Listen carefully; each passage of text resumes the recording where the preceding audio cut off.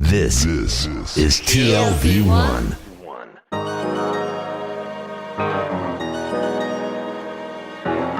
The Tel Aviv Review.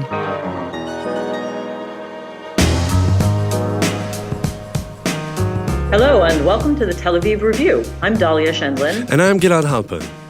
Every week we bring you conversations with authors about their books and research and other things that we find fascinating and important.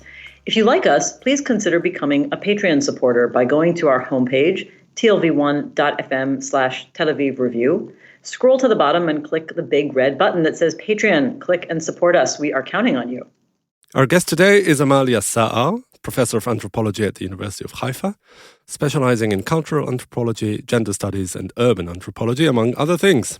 She is the co-author, together with Dr. Hawazin Yunus, a sociologist, of a new book entitled Diversity, Palestinian Career Women in Israel. It was published earlier this year by Open University Press, only in Hebrew for now, and possibly in English down the line. Professor Amalia Sa'ar, hello and welcome to the podcast. Hi, both of you. Thanks for having me.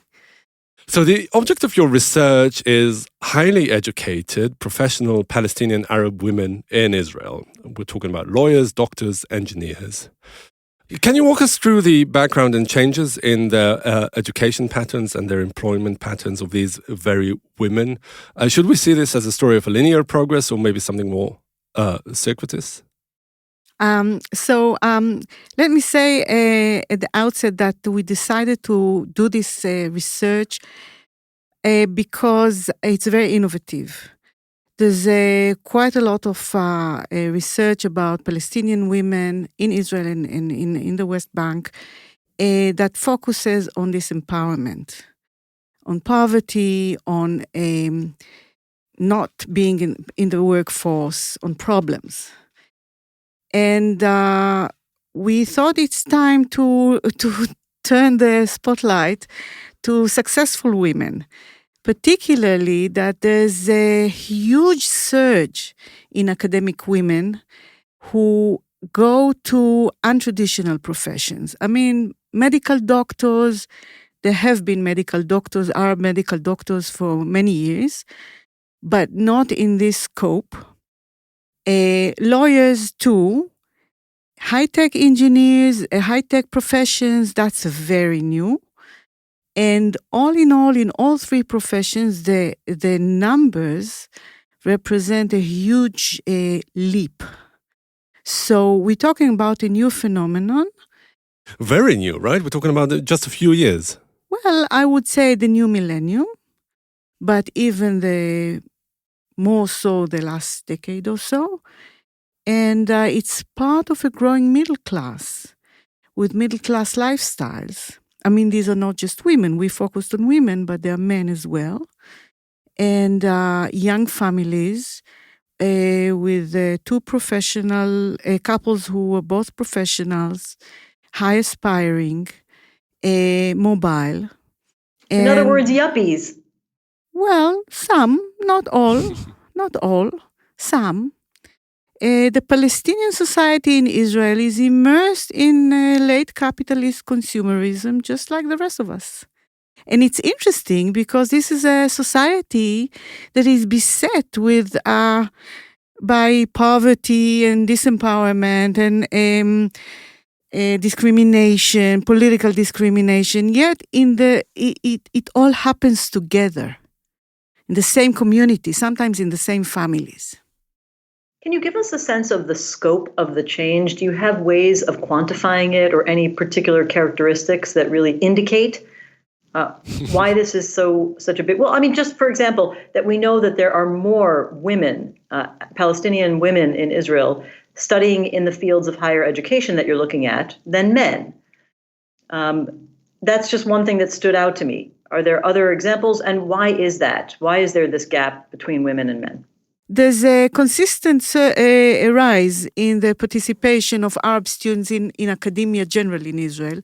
But the interesting thing is that the high-tech professions, the technological professions, and particularly women in this profession, that's a very new phenomenon. For example, I think that medical students, there were more women than men among the Arab students in recent years in the technological professions, electrical engineering, these kind of professions, a very, very significant rise in the participation of women, partly also due to reach out by the state and by the institutions, including scholarships, and I guess we'll get to the issue of diversity later, and partly also because a high-tech industry now wants diversity. So there's a prospect of employment. Look, the research looked at 3 generations. We call them 3 occupational generations. We looked at students, women 5 years after graduation, and women who are 10 years and more. Now, those we call the 3rd generation. And these women, there were like 2 women who graduated with electrical engineering, and they went, one of them became a teacher. We had 5. One of them was a secretary for many years until she became the owner of the electrical company that she now heads. But these women told us that nobody knew why they would bother.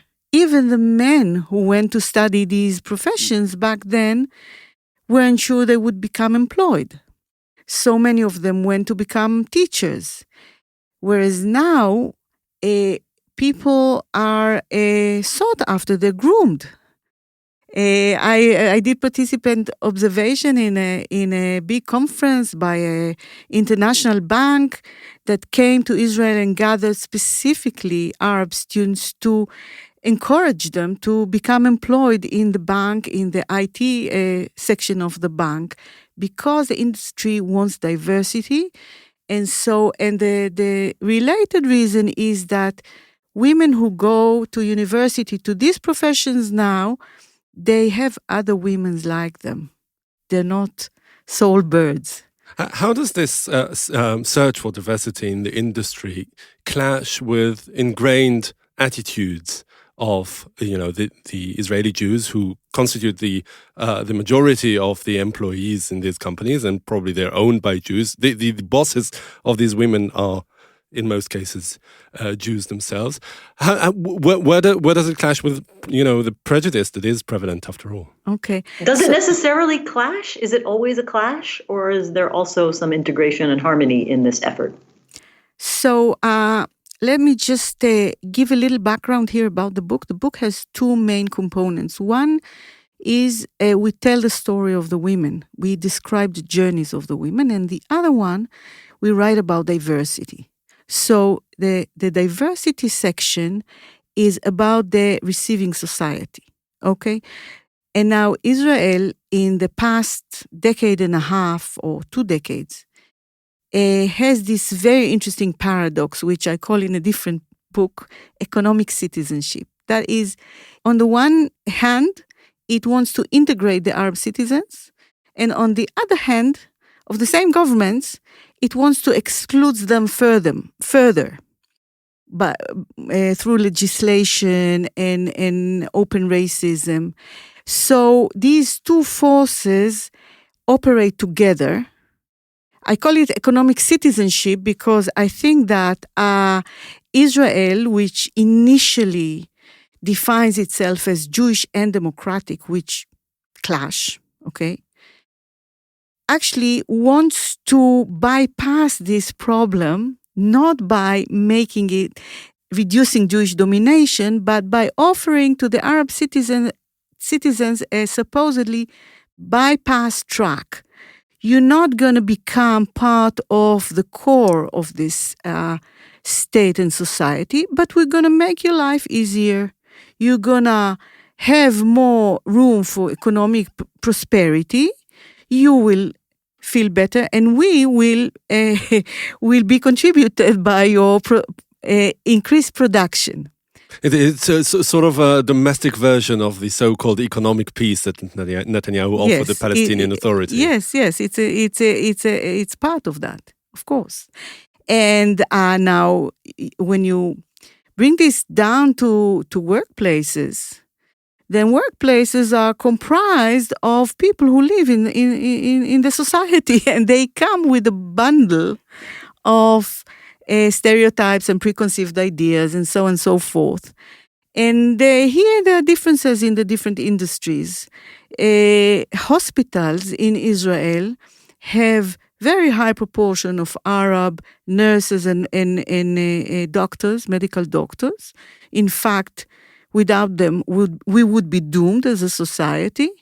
And so there are very intricate situations there in which Jewish patients can be the vulnerable ones, dependent on and revering of the Arab doctors, then stepping outside and participating in anti-Arab mob attacks. I mean, we witnessed this last May.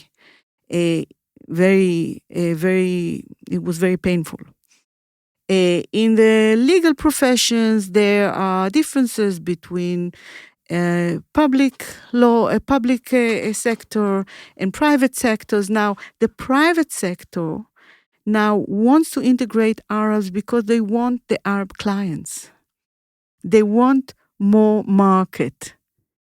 And because many of the actors, the Jewish actors, perceive themselves as liberals, although not all of them, they find a framework, an ideological framework to live with it. And in the high-tech professions, the orientation is very much transnational. There's a lot of talk about diversity. People travel more. That is not to say that there's no institutional racism there as well, but the discourse is different. And actually, I'm hoping to launch a new research about diversity in the high-tech industry next year. So I'll know more about that. We'll invite you again. Thank you. But you do portray the new focus coming from the state on diversity in industry and in the workforce as integral to a neoliberal economic vision. Can you explain why you view it as part of this ideology as opposed to just something natural that any state would want to do, which is incorporate more people into the workforce? First of all, there's no natural. States and politics are, of course, always historical and ideological. And we're talking about a neoliberal turn that's global. Israel has to comply with international forces. It joined the OECD. It wants participation with big international actors, and so they impose their criteria. And the way to rationalize this is to say, well, it's a win-win situation. We will increase the GDP or the national income, and we will also appear more democratic and more liberal, and we will then be eligible to participate in international opportunities, economic opportunities. But we see at the same time a big surge in Israel in nationalistic attitudes, in racist attitudes. And the intriguing thing that these are the same right-wing governments that promote both. So this is a fascinating phenomenon. And the Palestinian citizens as well, they, at one and the same time, they're much more daring in the Palestinian national public identification and entitlement, and deeply, more and more deeply engrossed in late capitalist, intense life that's comprised of consumerism, high achievements, individualism, and it all happens together. In a way, is it a spillover from the larger Jewish society? Because at the end of the day, higher education was always open to to Arab Israeli students. So how do you explain this surge in recent years? Well, openness is, define openness. be able to be accepted to university, you need a good level high school education, which public Arab schools didn't have. Many of them still don't have. So it was for decades actually restricted to private Arab schools, which are a very few. Also, in higher education, there are tracks, and there are overt and covert ways to exclude populations. We know that also about Mizrahim, Jews from Arab descent. We know that about Palestinian citizens. So it's an intersection of class, ethnicity, and nationalism. So I would qualify the statement that academic education in Israel was always open. However, it is now with privatization. That's another paradoxical development. With privatization, institutions need students for their survival and for thriving. So they reach out for populations that they didn't want to have before. And they do that, and many times they have a double standard. They reach out, but they don't want to put it in the front. It is especially like that with respect to Arab students. I wonder to what extent is it really the chicken and egg argument here, that on the one hand, a middle-class living consecrates higher education, and on the other, higher education is what enables, in a way, rising up the social ladder. Well, surely they go together. They go together. These are developments that I think are not always consciously planned. I mean, life in private and surely at the collective level is not necessarily always a preconceived program. But these are developments which are replete with paradoxes. I want to go back to the question of what it's like in the workforce once they enter the workforce. You point out that sometimes Israeli officials like to portray the obstacles as coming from within Arab culture in Israel.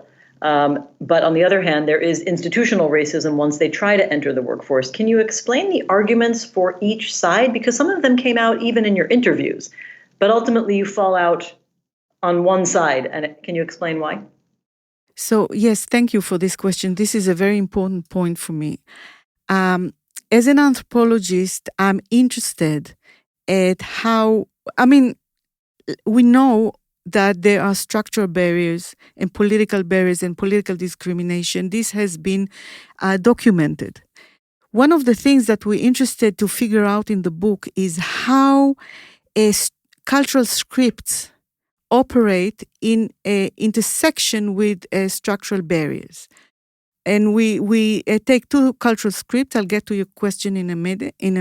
This is just the background. One is the gender contract, the patriarchal gender contract, which primes women to be secondary breadwinners, which is very intriguing for career women.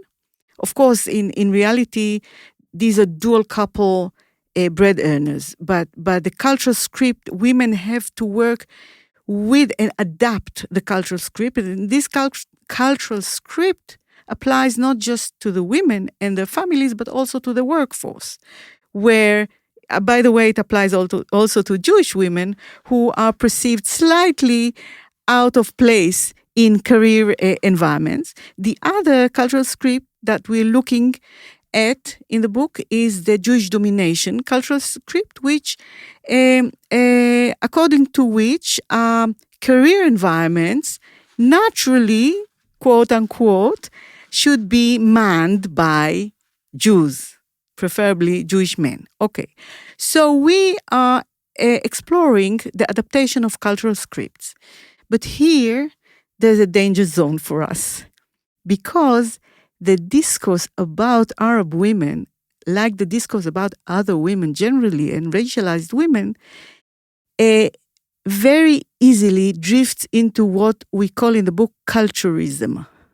Now, culturism is a term that says that tries to capture the phenomenon by which when people talk about minority groups and why they are not in the workplace or not succeeding, it's easy to find the reason, find fault with their culture. Presumably, they want to do, and they giving all the opportunities. The opportunities are open, but the culture, the patriarchal culture, sets them back. Now, we of course refute this argument, and yet we insist that refuting the culturist argument, which is an Orientalist racist argument, should not lead us to drop the culture element out of the analysis. This is the challenge in the analysis, because the structure of opportunities is already saturated with culture.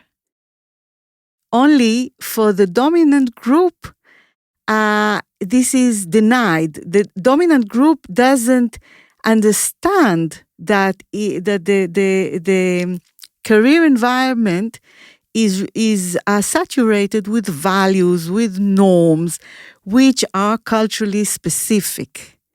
They can only see it when others walk in. But as you say, you focus in the book on the women who made it, right? Yes. As opposed to other scholarship that's restricted to or focuses on women who are prevented from making it, and maybe the culturist approach is more prevalent. And as women who made it, can you tell in what ways they are different on the one hand from Palestinian men, because they are subjected again to the same kind of dual attitude from the state and the Jewish majority, and on the other hand, from Jewish women who also deal with this, work-life balance that affects women more than men? Yes, so there are a lot of similarities and differences together. So Palestinian women in career environments, they have things in common with Arab men, things in common with Jewish women, and things that set them apart from these categories and from Jewish men. What they have to deal with adaptation of the gender cultural script is very similar to what women throughout the 20th century in many different countries went through. My mother, who was a first generation, now in approaching 90s, and a medical doctor, her first generation academically educated woman, had to deal with things that resonated also in our interviews. This is not something special to Arab culture or to Palestinian culture. At the same time, they are a minority. And as a minority, they meet racism and prejudice every single day. We write about microaggressions, things that people are not even aware that they are being racist and prejudiced. But they have to manage impression, they have to manage aggression, they have to manage being different in the workplace, and they also have to manage messages at home that they may be overstepping the line of femininity. So this is a very complicated dance there. But I have to say that because we're talking about highly successful career women, they also enjoy a lot of appreciation at home, a lot of support. They're a source of pride for their families. Some of them have good friendships with Jews at work.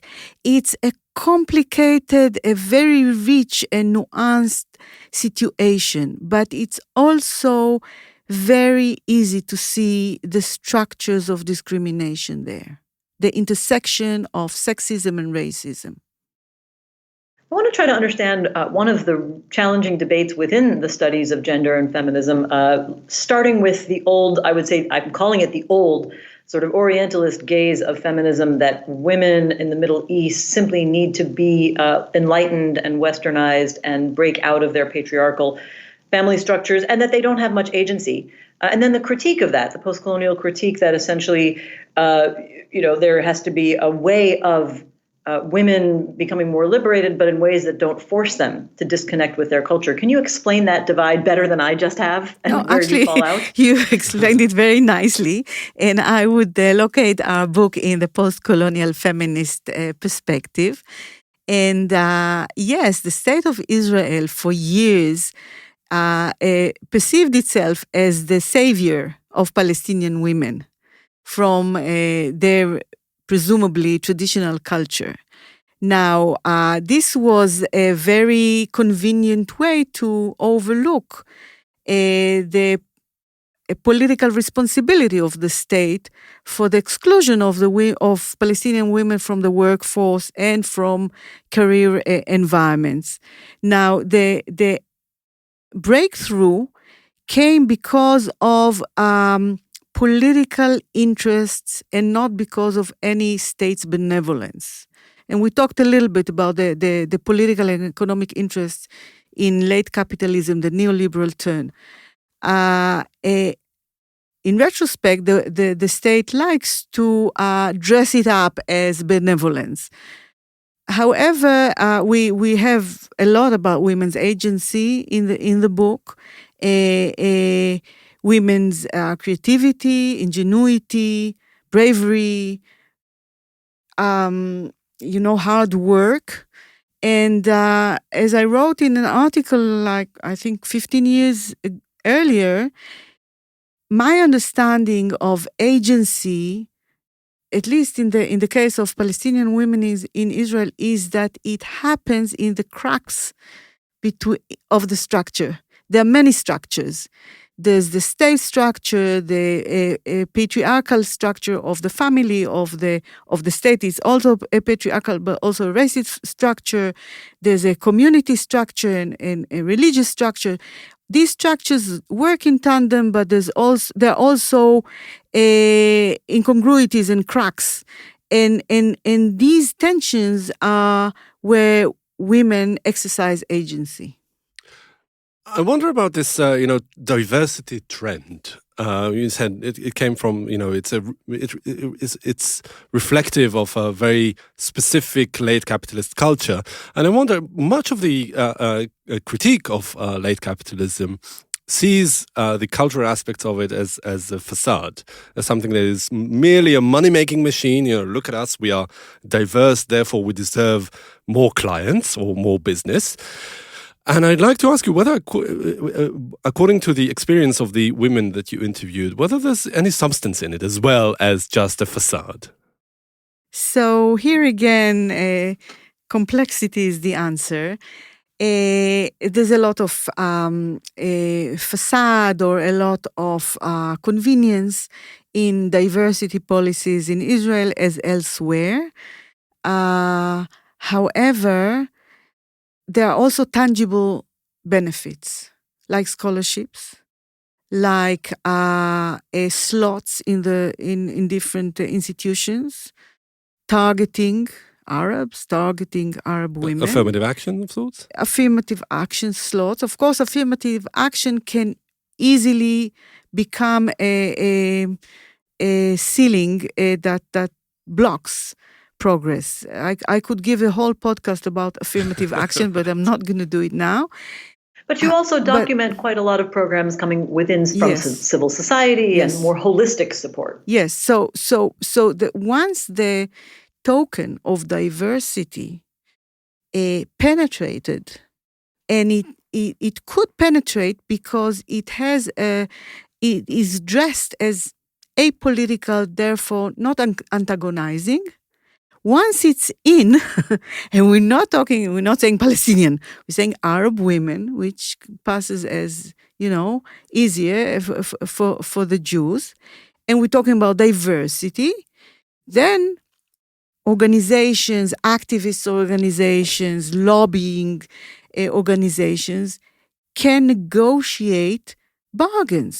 They can negotiate money, they can negotiate slots, they can negotiate policies. We're doing this right now at my university. We're trying to promote this. So this is an interesting development. It doesn't necessarily testify to deep political change, but it may help changes on the ground, which are combined with women's agency, with the agency of civil society organizations, of members of parliament. I would never want to do this whole interview without talking about the women who gave you the interviews, because they are rich and they have brilliant personalities that kind of, leap out of the interview sections that you quote. Did these women want to talk about their experiences, or did you have to convince them? What stood out to you? So, yes, they wanted to talk very much. They wanted to share.